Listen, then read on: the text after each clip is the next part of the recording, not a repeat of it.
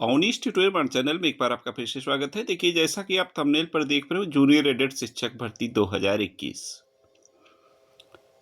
Revise result portal कब खुलेगा, एक प्रश्न चिन्ह है।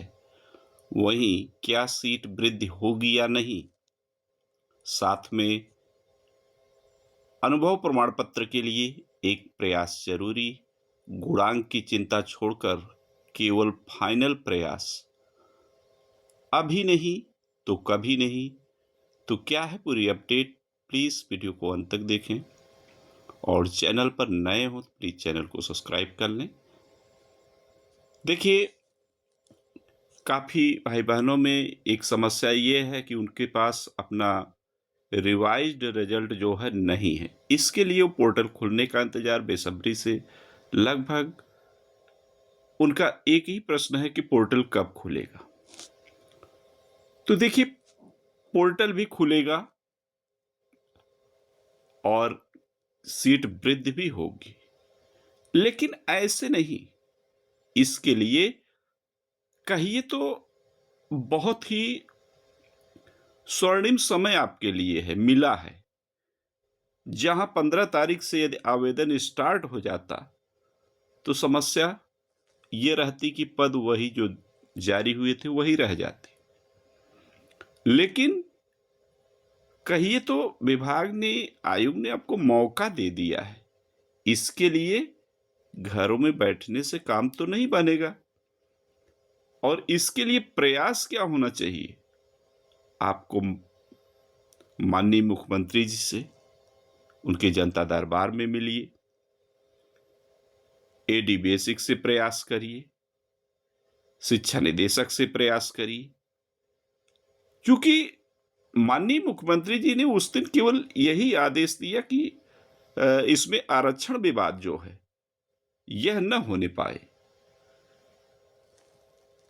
और पदों पर भी बात उन्होंने कहा कि जैसा था यथावत रखा जाए। इसी बात को लेकर अधिकारी उलटफेर में पड़े हुए हैं।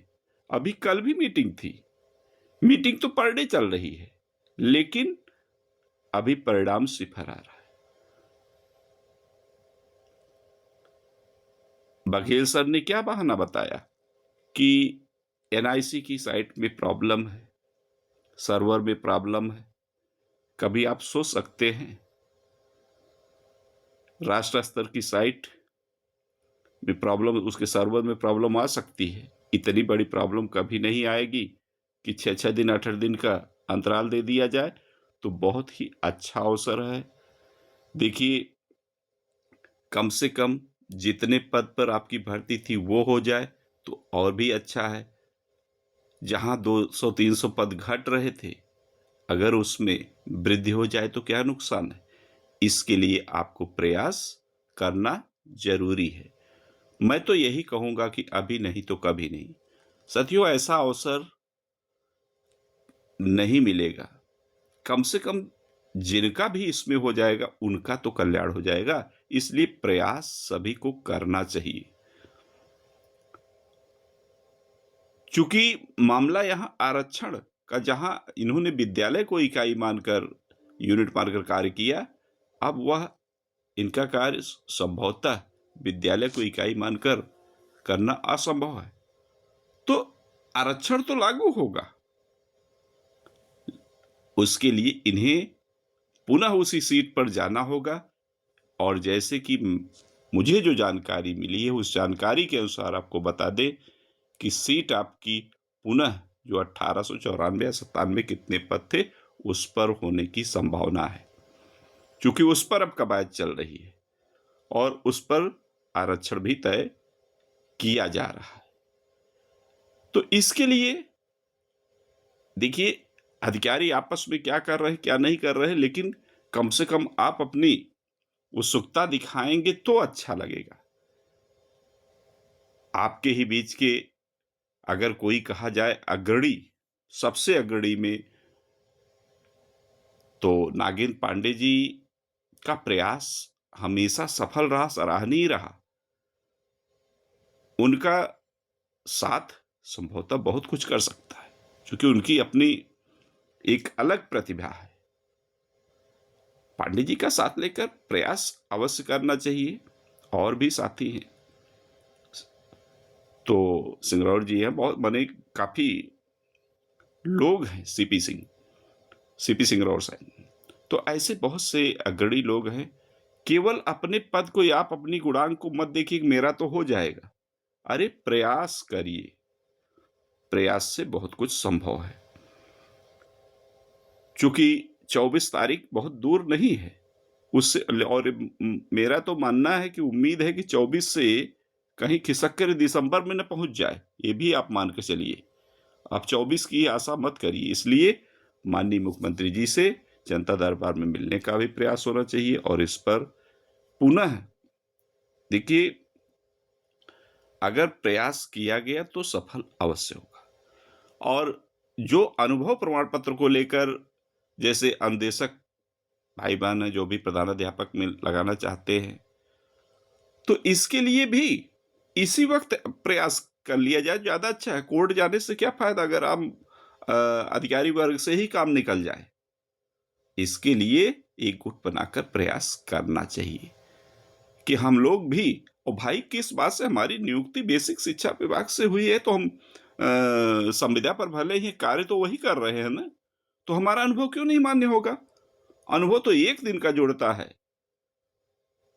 तो हम तो लगातार कहिए एक प्रकार से अनवरत शिक्षा में जुड़े हुए हैं अद्यतन। तो इसलिए अनुदेशक भाई बहनों को भी एक प्रयास करना चाहिए। गुणांक की चिंता छोड़ दीजिए, गुणांक जो जाना होगा जाएगा। और ये भी बताएं कि भले ही 42,000 प्लस कैंडिडेट उत्तीर्ण हैं, लेकिन आवेदन होते होते आप देखिएगा 25 से 30,000 से ज्यादा नहीं जाएगा, मेरा अपना अनुमान है। क्योंकि जो भी भाई टीजीटी, पीजीटी या अदर में सिलेक्टेड है, कतई इस भर्ती में आकर फंसना नहीं चाहेंगे। तो ऐसा एक गोल्डन समय है, आप सभी को एक प्रयास जरूरी है। अभी नहीं तो कभी नहीं, बस इतना ही कहेंगे। और रिजल्ट की बात जो आ रही है, जैसा कि जानकारी मिल रही है कि अब की जब भी पोर्टल खुलेगा आवेदन के लिए, तो उसमें केवल आपको रजिस्ट्रेशन नंबर डालना होगा, मोबाइल पर ओटीपी आएगी और उस ओटीपी को जैसे ही आप डालेंगे आपका पूरा फिलअप फॉर्म मिल जाएगा जो पहले आपने फिलअप किया था। उसमें आपको रिवाइज्ड रिजल्ट में जो मार्क्स है वो भी अपडेट होगा। इसलिए ये समस्या संभवतः इसी में दूर करने का प्रयास किया जा रहा है। फिलहाल ये छोटी सी अपडेट थी, जैसा भी आप उचित समझे। अगर मेरी बात से किसी को क्षुब्धता सी महसूस हुई हो तो उसके लिए मैं क्षमा प्रार्थी भी हूं। लेकिन अवसर बार बार नहीं आते हैं।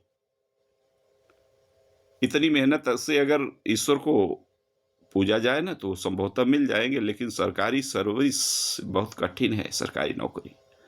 तो इसके लिए प्रयास जरूरी है और आप निश्चित तौर पर आपकी मनोकांक्षा पूर्ण हो या भर्ती संपन्न हो बस, लेकिन मेरी तरफ से एक प्रयास जरूरी है। Okay, thank you.